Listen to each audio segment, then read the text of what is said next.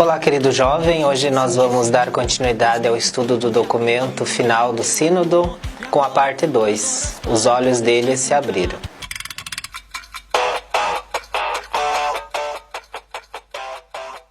Na segunda parte do documento, o Sínodo recorda que o Espírito Santo é o primeiro sujeito da evangelização, pois atua desde a criação do mundo. É usado uma expressão teológica importante, que o Espírito rejuvenesce a Igreja, isto é, no número 60 do documento. O Espírito Santo, atuando nos jovens, imprime na Igreja um rosto alegre e jovial. Não é, portanto, uma questão de criar uma nova Igreja para os jovens, mas de redescobrir com eles a juventude da Igreja. O Espírito conduz a Igreja e cada um de seus membros, auxiliando a discernir a vontade de Deus para as suas vidas. Este caminho leva necessariamente ao encontro pessoal com Jesus Cristo. A primeira condição para o discernimento vocacional no Espírito é uma autêntica experiência de fé no Cristo morto e ressuscitado. A juventude é uma época própria para o discernimento, é a passagem da infância para a idade adulta. O cenário atual, no entanto, é de um mundo instável, que não crê mais em caminhos estáveis. Esse modo de pensar influencia a mentalidade juvenil, cujo medo do definitivo gera uma espécie de paralisia das decisões. A grande pergunta nessa fase é pela identidade: quem sou eu? O trabalho de evangelização quer conduzir a uma pergunta mais profunda: para quem sou eu? Um tempo de extrema importância e significado. Tempo em que são necessárias as escolhas que vão repercutir por toda a vida. Mas os jovens não conseguirão fazer isso sozinhos. Eles já sabem disso. É um processo natural a busca de modelos de referência, mas não qualquer figura referencial. Os jovens precisam de adultos investidos de autoridade.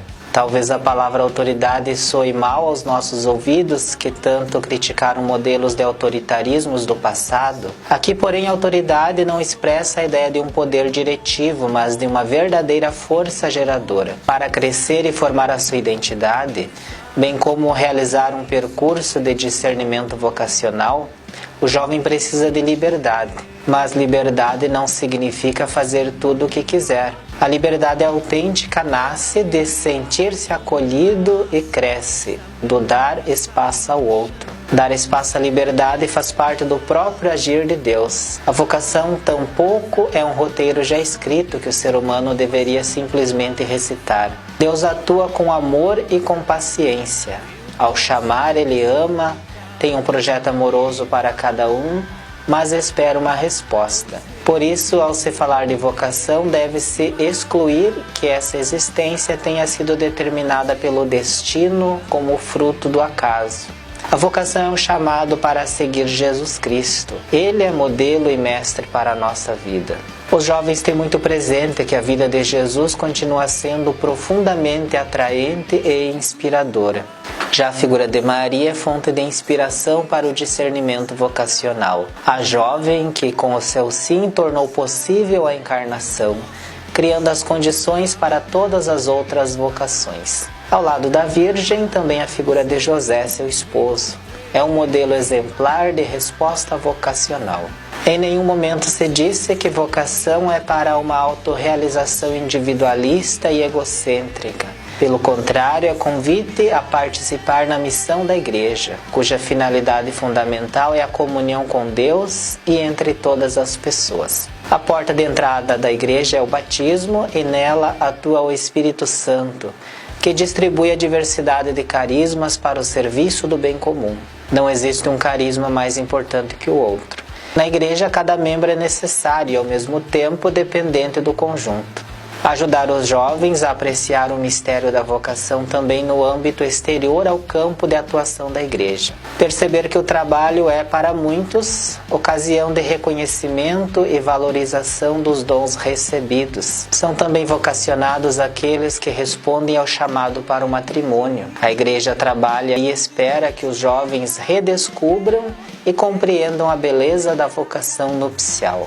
Sobre a vocação à vida consagrada, em meio a uma cultura autocentrada e autorreferencial, Ela é sinal profético de saída de si, do alegre testemunho da gratuidade e do amor. Quanto ao ministério ordenado, a Igreja sempre teve um cuidado particular ao ministério ordenado, ciente de que esse é um elemento constitutivo de sua identidade, também necessário à vida cristã.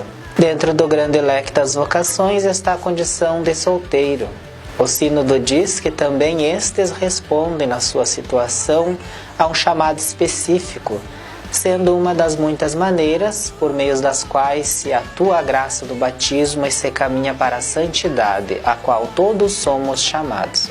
No caminho do discernimento vocacional, o jovem não está sozinho.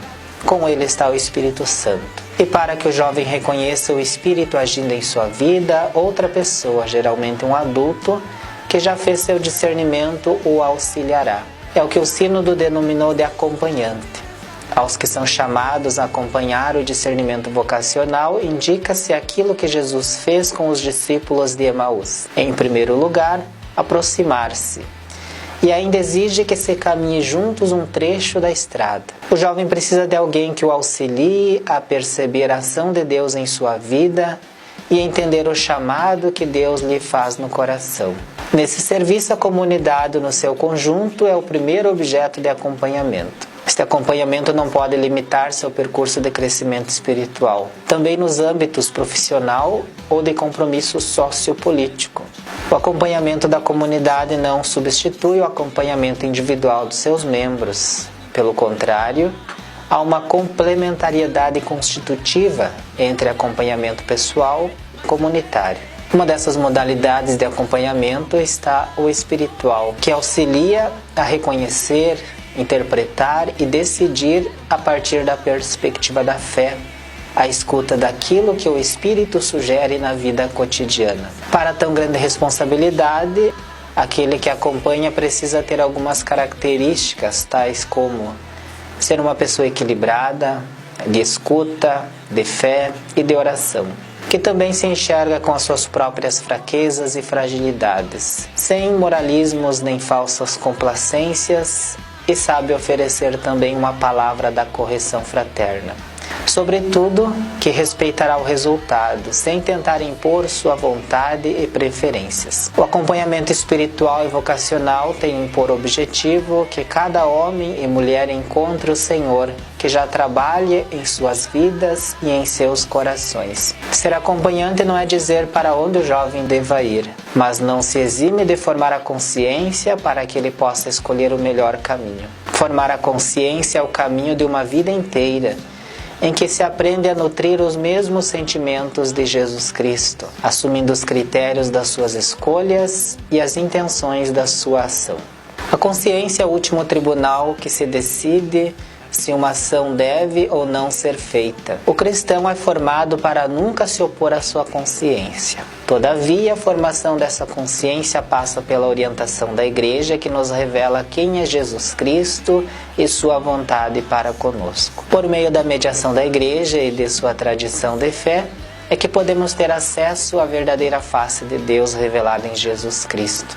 O caminho do discernimento vocacional é percorrido com atitudes que auxiliam neste discernimento. São elas a oração pessoal, a vivência dos sacramentos, a meditação da palavra de Deus, a vida comum e o serviço aos pobres. Junto com isso, o bom discernimento requer um encontro regular de acompanhamento espiritual. Reconhecer, sobretudo, que os processos de discernimento não podem durar indefinidamente. Com isso, nós encerramos este segundo capítulo do documento e esperamos você para semana que vem podermos continuar com o terceiro capítulo do documento definitivo do Sínodo sobre os jovens.